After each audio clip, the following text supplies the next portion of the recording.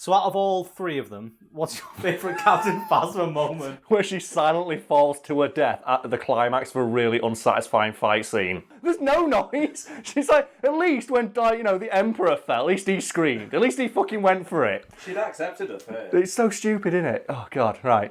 Captain Phasma is the Boba Fett of the new Star Wars trilogy. In that, she's a character who seemingly exists just to stand in the background of shots looking cool. A fact supported by numerous pieces of Star Wars Extended Universe media, which establishes that Captain Phasma's distinctive chrome armour serves no real practical purpose beyond looking cool. Well, her armour is obviously unique. There must be, I guess, an origin story for it. Of course there is, because if you delve into the literary equivalent of a Sarlacc pit known as the Star Wars Extended Universe, it tells you where the armour comes from. But the thing to note is that Captain Phasma's armour, as unique as it looks, is literally just regular Stormtrooper armour that is also chrome. Something that's more evident if you put together a photo of Captain Phasma and a photo of a regular Stormtrooper. You'll look that the armour is it's exactly the same, save for the fact that Captain Phasma's looks more baller. And obviously she chose to accessorise hers with a cape, which is made of an in-universe material known as armour weave, which I think is just code for cool-looking material that swishes about all nice and satisfying Do you know whether Captain Phasma was all CGI? No, it's all real. Just because, that armour must be a bitch to get the camera crew out of. Oh yeah, well, the thing is, Captain Phasma's character was added late in development of The Force Awakens, so I think it was made of polished steel in the first movie, and in The Last Jedi, it was actually made of chrome, but between scenes, they had to buff the fuck out of it, and I'm fairly certain they had to just polish it like turtle wax. So I'm just now imagining just Gwendolyn Christie stood off set as people just buffing her like she's like Brienne of Tarth. You've got to be Podrick. You've got Captain Phasma's equivalent of Podrick between shots, just constantly just polishing and buffing her arm. Going, "You right, my lady? Are you ready to go?" Just Captain Phasma's got her own Podrick, and he's also got a giant dong. It'd be funny if it's that actor. He has to follow her around everywhere he goes. Every role she has. Well, have you heard about that actor as well? No. There was an interview with him. Jokes, he's Podrick's. People don't know, Gwendolyn Christie plays Captain Phasma in Game of Thrones. She has a squire called Podrick, who in universe has a giant penis. And not just a giant penis. He's so good at using it that whores don't want him to pay them. Yeah, prostitutes give him his money back. He's that good at sex. And the actor who plays him said, "I can't go to nightclubs anymore because girls keep grabbing my dick." It's I really want them to leave me alone. It's super, super uncomfortable. I've got a girlfriend. It would be really bad if he, I'm not saying that he's got a small penis, but if it's not as big as the show says. That's what I mean, yeah. He's literally now exclusively known in the sphere of pop culture for playing a character with a giant world-destroying dong. Well, have you ever seen Episodes? No. So there's an episode of that, obviously because it's starring Matt LeBlanc as a fake version of himself. Okay. Where it's revealed that he has a monster cock. And I found out recently, watching interviews, that Matt LeBlanc had to approve everything that went in that show. Because it's a fictionalised version of himself. So what we've just said about Podrick, do you reckon that means that Matt LeBlanc does have a monster cock? I don't know, maybe. Because why would he be happy with that going out there? Because I think I'm not sure if he's single at the moment, but he must have gone. Have you seen what he looks like now? That man's not single. that man is he's far fucking wide. He's he can say, this big Game of Thrones, he can bang Daenerys if he wants. So you put the clip in of him doing the "How you doing" at 50 fucking years old to Amelia Clark, and Amelia Clark goes, he's got it in real life. In that same interview, there's a little bit later on where they're talking about the nude scene she did, and then he goes, "Well, now I can really see how you're doing," and she's gone. Completely losing, man. Fucking hell. But yeah, I'd like to imagine that between takes, Captain Phasma's just getting buffed by the guy who plays Podrick. He's just there.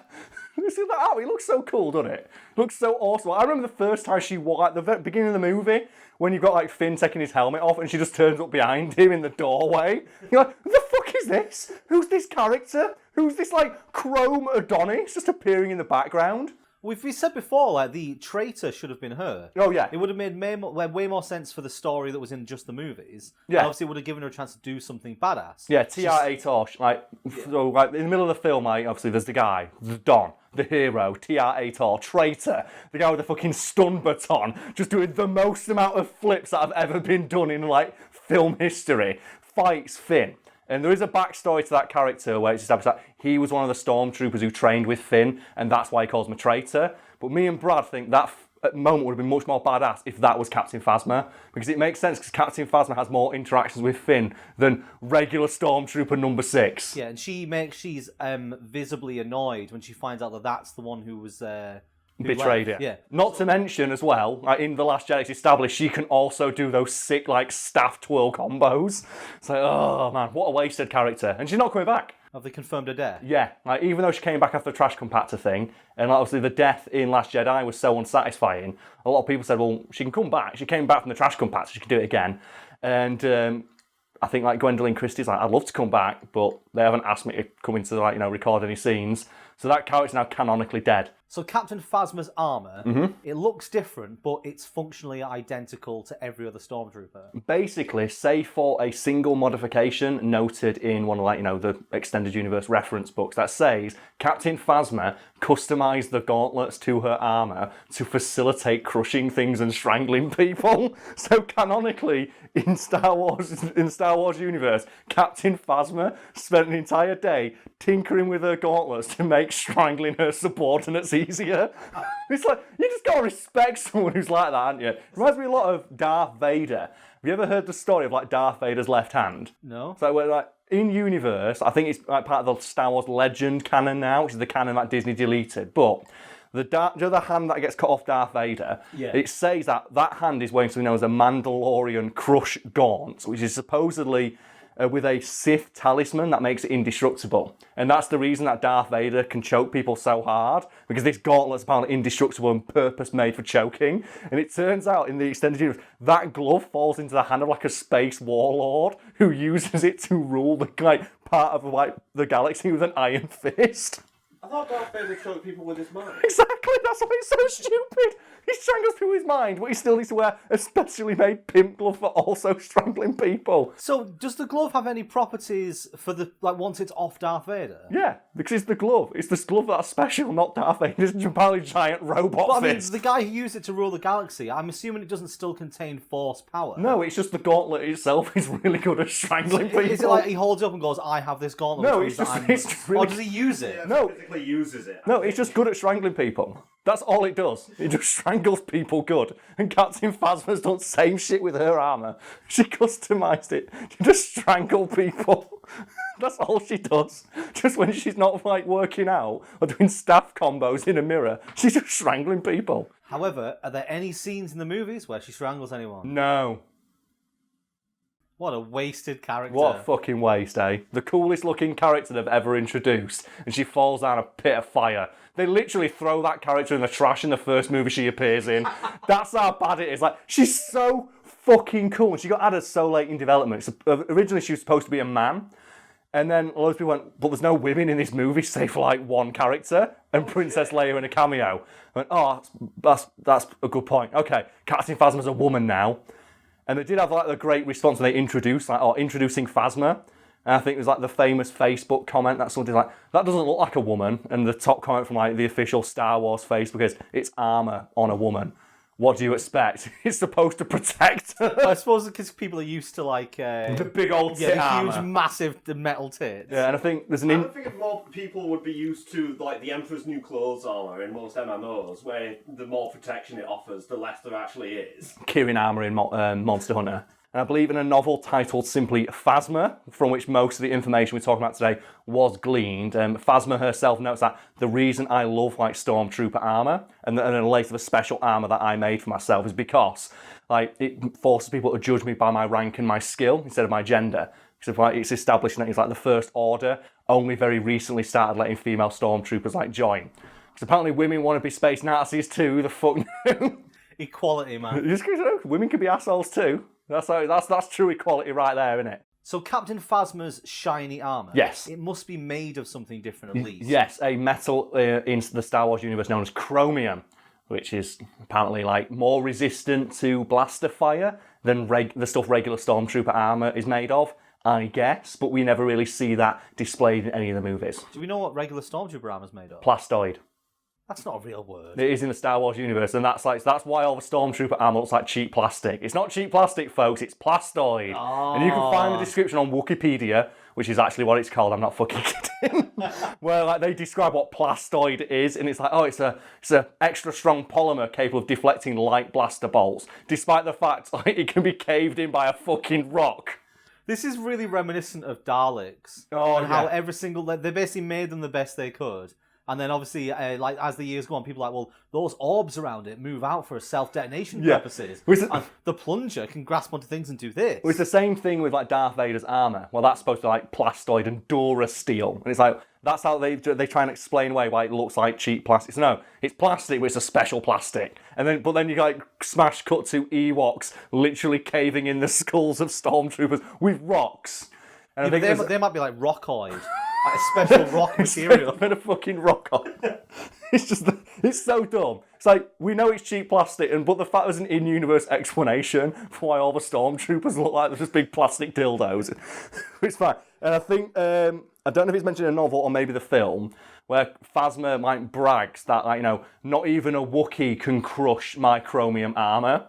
But she doesn't want to test that theory, so willingly allows herself to be thrown in the trash. So a Wookiee can't crush it, but I'm just going to throw me into the thing anyway. It's fine. Just hollow brag. Yeah, that's the one. She brags about it being strong enough to, like, you know, stop a Wookiee, but then doesn't want to test it. So my theory is it doesn't actually do anything. It just looks cooler. So even though they say it's stronger, there's nothing really in the films to support this, save for the fact that she like survives a glancing blow from a stun baton, which knocks half the faceplate away from her armour. And then you compare that to regular Stormtrooper armour in the original trilogy, where they're getting like cut down by fucking lightsabers, and they just like, obviously, there's a Power Rangers-esque like explosion of sparks and they fall to the ground. And to my knowledge, like, those stun batons are not stronger than lightsabers, because lightsabers can cut through like 14-inch thick steel doors. Well, you say that, but Traitor fights the lightsaber with a baton. Yeah, fair enough. So that maybe, is a point. But then that just makes lightsabers seem so much weaker. Yeah, because there is a thing in universe that can stop it. But think about it though, is there any other Stormtrooper in all of the live-action Star Wars movies where you've ever seen part of their armour get knocked off by anything? No, they just die. Yeah, they just die. They fall to the ground, obviously, but have you ever seen a Stormtrooper's armour get damaged in any meaningful manner? I don't think so, because you're not meant to see them as people, are you? No, there's an explosion of sparks and they fall to the ground. What about Captain Phasma's armour? He'd be like, part of the face just falls off. Like, isn't this thing supposed to like help you breathe in space? And it just falls apart when he gets hit by a stick designed to stun people? What the fuck? It's like, it exists purely to look cool. So this wouldn't be a Star Wars character without a ridiculous amount of backstory. Yeah, a convoluted backstory that is completely unnecessary. And Phasma's takes place in a novel titled simply Phasma, in which it's revealed that after joining the First Order, it's actually like, you know, she kind of likes wearing Stormtrooper armour, Phasma makes a beeline for her home planet of Parnassus, I believe it's called, which is a cruel and barren world notable only really in the Star Wars universe for being a irradiated shithole. So why does she return to Parnassus? Because she recalls an incident in her youth where she saw an Imperial ship crash land on a part of the planet that nobody ever goes. So she goes there to track it down, to basically rip it apart with her bare hands. She treks across the irradiated, barren hellscape known as Parnassus while killing everyone in her path, so no one there can tell people that she was there and what she was doing, and goes and finds the ship, which ends up being, fun fact, Emperor Palpatine's personal Naboo yacht. Which means she goes and finds Emperor Palpatine's fucking party yacht, and then she proceeds to tear it apart with her bare hands in full armour under the blazing sun and drag it back piece by piece to her ship. Which means that she walked across the desert when she had a ship. Why did she just fly there? Fucking, it's so stupid. The book says, oh yeah, she treks across the desert and then drags it all back to her ship. It's like, so why did she park the ship next to it? And it says, oh, she killed so many people on the way to the thing. It's like, did she really need to kill anyone? Because it says, oh, she didn't want anyone to know it was her. It's like, you're wearing armour that completely obscures your face. Is anyone really going to know? Like, there are a billion other stormtroopers wearing this shit. It's so dumb. She's affected enough to want to have the pimp armour. Maybe she thinks she's recognisable in the regular. Well, she's quite tall, I suppose.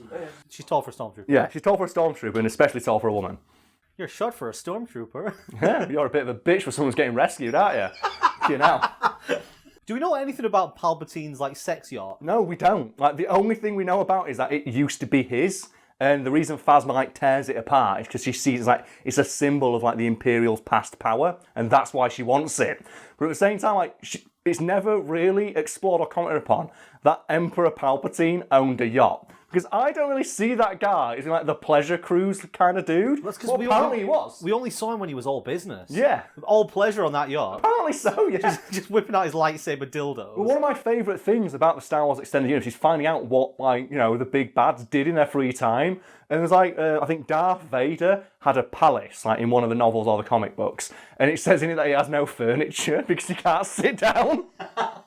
and no one likes visiting Darth Vader's palace because there's nowhere to sit down. And one of my favourite features of Darth Vader's, like, you know, big giant sex palace is the fact that it says there's an elevator that leads down to the garage where he's like his personal shuttlecraft is. And it says, you do not want to be the guy who, like, after Darth Vader spent 20 minutes in an elevator, doesn't have his shit ready.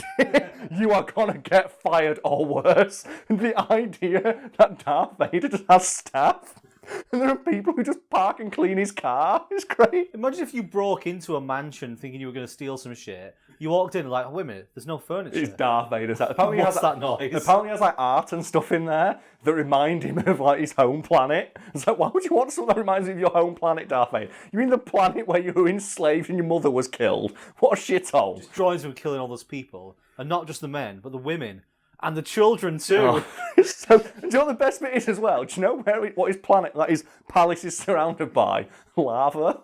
You think that'd be the last thing Darth Vader would want around his house, innit?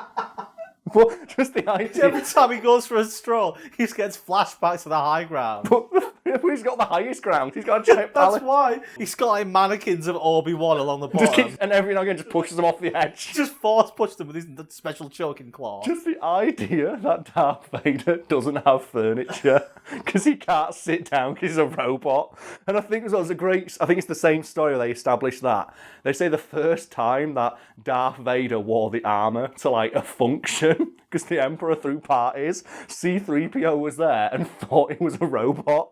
And C-3PO thinks he's like a butler droid and gives him a drink to take back. And Darth Vader gets so like emotional upon seeing C-3PO, he doesn't know what to do and lets it slide. So Darth Vader awkwardly carries a tray in the kitchen. C-3PO thinks he's a butler bot and just gives him a dressing down. And he's the Lord of the Sith. And he's just there, just crying because he can't sit down. What we'll probably get from a Darth Vader standalone movie is him just killing loads of Jedi. But what I want Darth Vader decorating his apartment. I want him just there with like an interior decorator trying to convince him like to accessorize and like, you know, alter the feng shui. He's like, oh yeah, you'll need somewhere to sit down and entertain guests. And he's going to go, how the fuck am I going to entertain? Who's going to come to my house? Like, you know, Vader, you need a kitchen island. I've seen an island, open plan. And he goes, I can't eat. And he goes, well, if you can't eat, it's fine. You can have, what about a drinks bar? And he goes, my bladder caught fire. It's like, I don't have a bladder anymore. I'm pretty much a robot. So I need a charging station and that's it. I just need charging ports everywhere. Have you got wireless charging ports? It's like, no.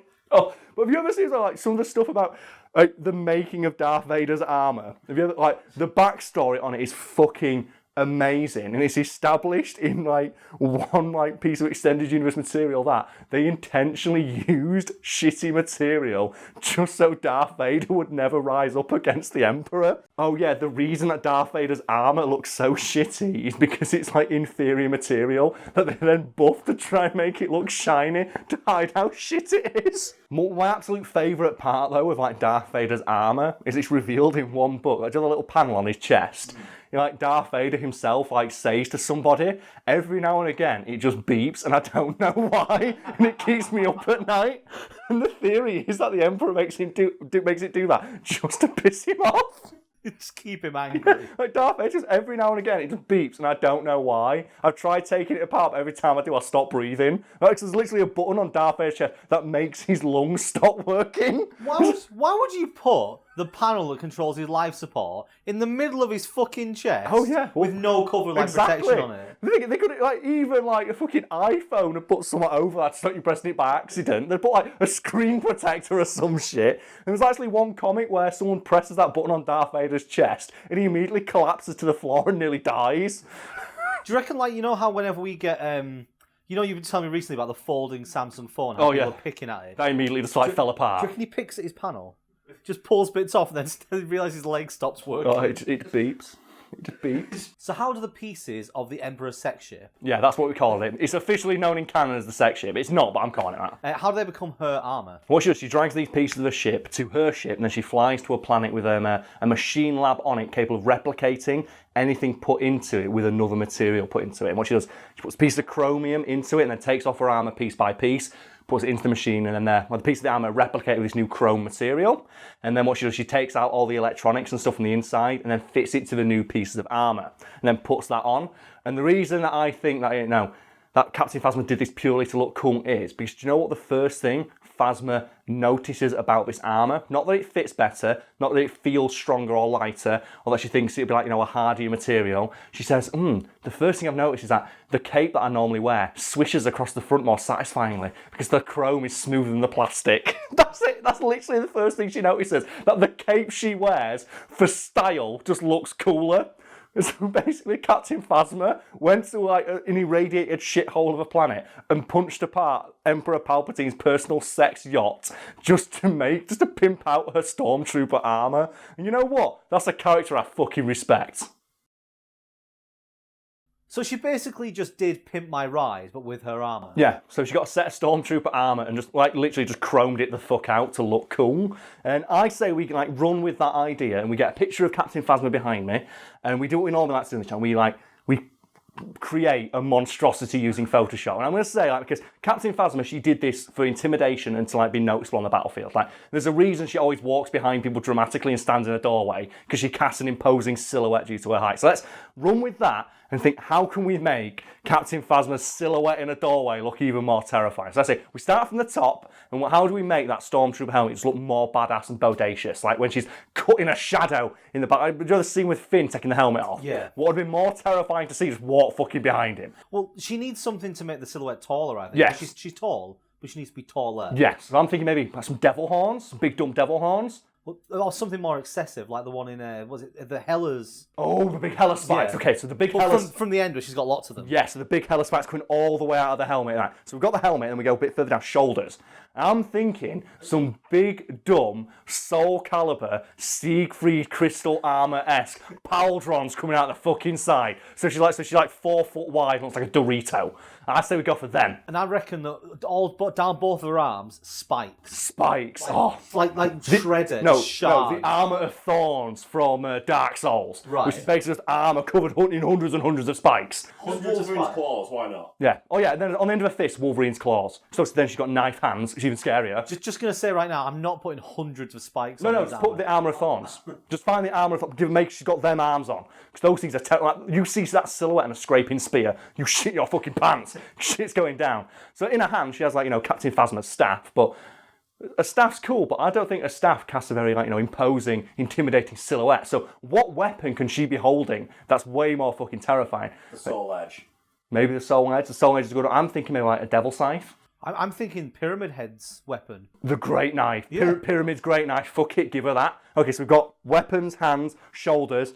In the general midsection here, around here, I'm guessing on the Photoshop behind me, there's not much you can do with that to impact her silhouette. So I say we give her a big, dumb, nightmare-esque eye right in the fucking middle, just staring at people, the intimidation factor. It's programmed to blink. Yes, every now and again. And then over one shoulder, she wears her armour weave cape, which is cool, but I think it'd be more stylish. So I say we give her King's cape from Tekken fucking 7. The big wrestling cape that's fur-lined. So she's people know, in addition to being threatening, she's styling and or potentially profiling. So we've got all the way to when you get to the midsection here. What can we do here? The utility belt from Batman. Does that really have a big silhouette? Does that have does that recognise? I'm not about intimidation. You're already scared enough, but then you notice that she's got Batman's gear. Okay, but it's got to be the one from Batman Forever with a big dumb Batman logo on it, okay. so people fucking know. Yeah. And then why not give her a big old codpiece? Black Russian. Well, the thing is though, we know there's a woman under there, but she's fucking ginormous and tall. And Captain Phasma herself loves the fact no one knows she's a woman under that armour, because then they don't judge her by her gender, they judge her by the shit they see on the battlefield. So fuck it. For intimidation factor, give her a giant fucking codpiece. Give her the Black Russian. Why not? I reckon 3 of them, so they come out of like a Hydra. Just the Hydra penis, yeah, do that. And then the legs, what can we do with the legs? She's got to have gigantic, huge boots on. I'm thinking I'm thinking the robot legs from Valley, the game, that mean your guy can run at like 100,000 miles an hour across the battlefield. Wait, so that without just replacing our legs? No, you put your legs into it. It's like a piece of armour that you wear to go super, super fast. You can give him Metaton's legs. Yeah, alternatively that. Now, I'm thinking Lucio's legs, so she can wall ride. And those things look pretty beefy. Okay, yeah, give her Lucio's legs so she's got the thing so she can battle. You know what we've just created now? Death. Right, why invest in a Death Star again when you've got this? Just send that out to the battlefield, you'll win. Death Phasma. Yeah, unless you just hit it with a stick and she falls into a pit silently.